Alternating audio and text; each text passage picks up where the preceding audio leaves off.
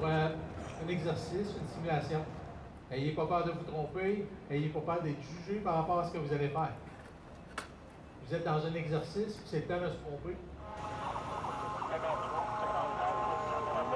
Donc, avec tous les services d'urgence, vous pouvez voir l'ampleur du déploiement de cet exercice de simulation. Bien entendu, toutes les victimes que vous voyez derrière moi, ce sont des comédiens sur place, ce pas des personnes qui sont réellement blessées. Et à partir de là, notre travail à nous autres comme journalistes, c'est de contacter les services d'urgence, le CIUS de la capitale nationale, les hôpitaux, afin d'en savoir plus sur l'état de la situation. Je répète, avion écrasé au 500 rue principale à l'ouest. Donc là, on appelle le service média du SPVQ, du service de police de la Ville de Québec.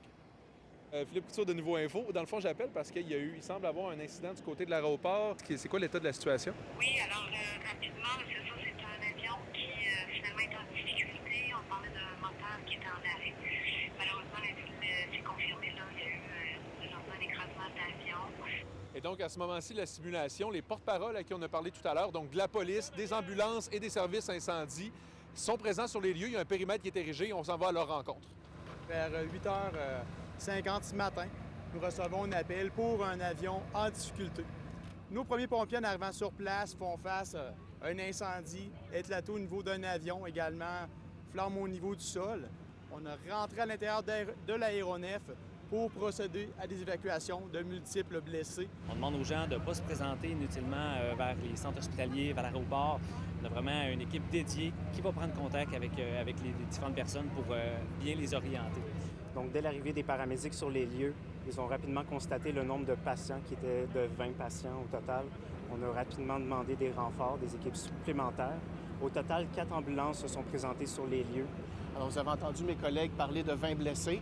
Il m'incombe de vous préciser que malheureusement, il se trouve 5 personnes qui ont perdu la vie et dont le décès a été constaté sur place.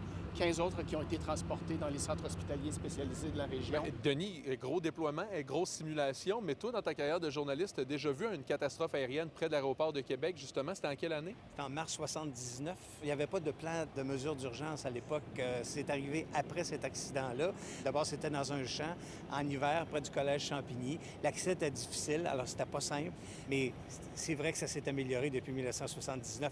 L'organisation est loin d'être la même. T'sais, on a poussé l'exercice à la réalité la plus complète. C'est que les patients qu'on va sortir de la carlingue de l'avion vont être vraiment transportés à l'hôpital, pas en mode urgence. On a même pensé à envoyer des comédiens qui vont jouer les familles des présumées victimes, qui vont se présenter à l'hôpital pour avoir des nouvelles de leurs proches, pour être certain que l'hôpital puisse réagir à tout ce qui pourrait se produire dans une situation comme celle-là.